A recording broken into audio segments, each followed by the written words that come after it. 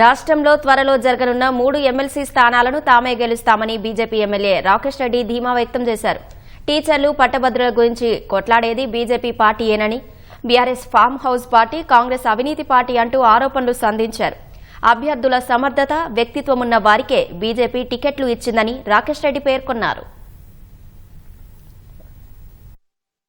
ఉత్తర తెలంగాణ కమలానికి ఊపిరిలో ఊదిన నేల, ఈ ధర్మాన్ని కాపాడటానికి ముందుకొచ్చిన నేల కాబట్టి ఇంకా మెజారిటీ అనేది మా లక్ష్యం కాబట్టి దాంట్లో ఎటువంటి సందేహం లేదు. దక్షిణ తెలంగాణలో కూడా దాన్ని ఇప్పుడు ఈ ఎమ్మెల్సీ స్థానంతో బాగా చేయాలి.